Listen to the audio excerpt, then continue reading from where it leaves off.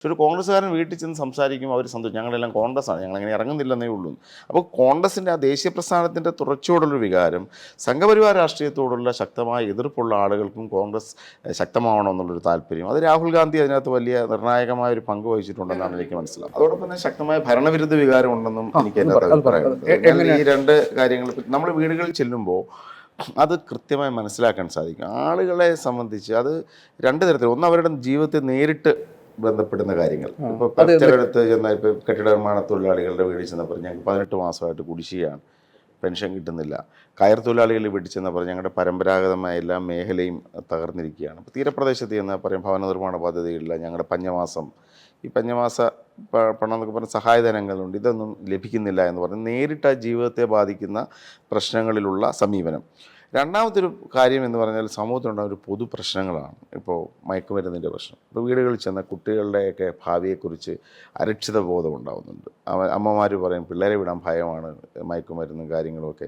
പിന്നെ പഠിച്ചിറങ്ങിയാൽ തൊഴിൽ കിട്ടുമോ എന്നുള്ളൊരു പ്രശ്നം, മൈഗ്രേഷനുമായി ബന്ധപ്പെട്ട അവരുടെ ചിന്തകൾ. ഓരോ വാർത്തകൾ, ഇപ്പോൾ UK ഒരാളെ ആക്രമിക്കപ്പെടുന്നത് കേൾക്കുന്നത് പോലും നമ്മുടെ മലയാളിയുടെ മനസ്സിനെ സൈക്കിങ്ങിനെ ബാധിക്കുന്നുണ്ട്. പിന്നെ പൊതുവായിട്ടുണ്ടാകുന്ന ഇപ്പോൾ ശബരിമലയിലെ മോഷണം, സ്വർണം മോഷ്ടിക്കുന്നു പറയുമ്പോൾ തന്നെ ആളുകൾക്ക് അതൊക്കെ വൈകാരികമാകുന്നുണ്ട്. ആളുകൾ പറയുന്നുണ്ട് ഇതെന്താ നടക്കുന്നത്, ഭഗവാന്റെ സ്വർണം പോലും മോഷ്ടിച്ചു കൊണ്ടുപോകുന്നു. അപ്പം എനിക്ക് മനസ്സിലാക്കാൻ സാധിച്ചത് ശക്തമായ ഭരണവിരുദ്ധ വികാരവുമുണ്ട്. അവിടെയും കോൺഗ്രസ് ആണ് അവർക്ക് ഒരു ആൻസർ എന്ന് എനിക്ക് തോന്നിയിട്ടുണ്ട്. അപ്പോൾ ചെല്ലുമ്പോൾ ഇതെല്ലാം പ്രതിഫലിപ്പിക്കപ്പെടുന്നുണ്ട്. ഓക്കെ, ഞാനതിലേക്ക് വരാം.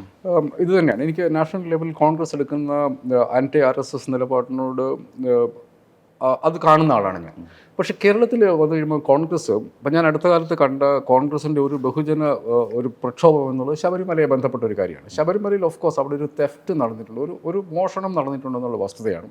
ചിലപ്പോൾ അതിൻ്റെ അകത്ത് പിന്നെ ദേവസ്വം ബോർഡിന് പിടിപ്പുകേടുണ്ടായിരിക്കും എന്നുള്ളത്. പക്ഷേ നിങ്ങളത് ഈ RSS എന്തുകൊണ്ട് ശക്തിപ്പെടരുത്, അല്ലെങ്കിൽ ഭൂരിപക്ഷ വർഗീയത എന്തുകൊണ്ട് ശക്തിപ്പെടരുത്, അതുകൊണ്ട് കോൺഗ്രസ് ശക്തമായിരിക്കണം എന്ന് പറയുമ്പോൾ നിങ്ങൾ ചെയ്യുന്നതും അത് തന്നെയല്ലേ? മനുഷ്യരുടെ വിശ്വാസവുമായി ഒരു തെഫ്റ്റ് നടന്നു എന്നുള്ള ഒരു ക്രൈമായിട്ട് കണക്കാക്കുന്നതിന് പകരം നിങ്ങളത് മനുഷ്യരുടെ ഏറ്റവും വിശ്വാസപരമായ കാര്യങ്ങളെ ബന്ധപ്പെടുത്തി പൊളിറ്റിക്കലാക്കുകയല്ലേ നിങ്ങൾ ചെയ്യുന്നത്? അടിസ്ഥാനപരമായിട്ട് നിങ്ങൾ RSS പൊളിറ്റിക്സിൻ്റെ അപ്പുറത്തെ ഗെയിം കളിക്കുകയല്ലേ?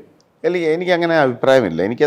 നമ്മളത് ഈ RSSനെ പ്രതിരോധിക്കേണ്ടത് എങ്ങനെ എന്നതിൻ്റെ ഒരു വിവിധ ചിന്താധാരകളുണ്ട്. ഒന്ന് സമ്പൂർണ്ണമായി ഇപ്പം കമ്മ്യൂണിസ്റ്റ് പാർട്ടികൾ പണ്ട് ചെയ്തിരുന്നൊരു കാര്യം, അവർ പൂർണ്ണമായ വിശ്വാസത്തിൽ നിന്ന് അകന്നു നിന്നുകൊണ്ടുള്ള രാഷ്ട്രീയമാണ് എന്ന് പറഞ്ഞാൽ അത്തരത്തിലാണ് കണ്ടിരുന്നത്. പക്ഷെ നമുക്ക് മനസ്സിലാക്കാൻ സാധിക്കും, ഇപ്പോൾ കോൺഗ്രസിൻ്റെ ചരിത്രത്തിലേക്ക് പോയി കഴിഞ്ഞാൽ തന്നെ ഗാന്ധിയാണല്ലോ കോൺഗ്രസ് ദേശീയ പ്രസ്ഥാനത്തിന് ഇൻസ്പിറേഷൻ എന്ന ഗാന്ധിയാണ്. ഗാന്ധിജി തന്നെ അദ്ദേഹത്തിൻ്റെ പൊളിറ്റിക്സ് മോൾഡ് ചെയ്തത് ഒരിക്കലും ഈ മതനിരാസത്തിലൂടെ അല്ല.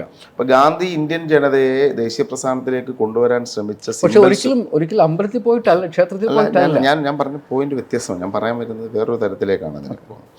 അപ്പോൾ ഗാന്ധിജിയും അന്ന് ചിഹ്നങ്ങൾ ഉപയോഗിച്ചു, കാരണം ജനങ്ങളെ അഡ്രസ്സ് ചെയ്യാൻ വേണ്ടിയാണ്. ഇപ്പോൾ കോൺഗ്രസിൻ്റെ ഒരു രീതി എന്ന് പറഞ്ഞാൽ തന്നെ നമുക്കിതിനകത്ത് എല്ലാ തരം മനുഷ്യരെയും കാണാൻ സാധിക്കും.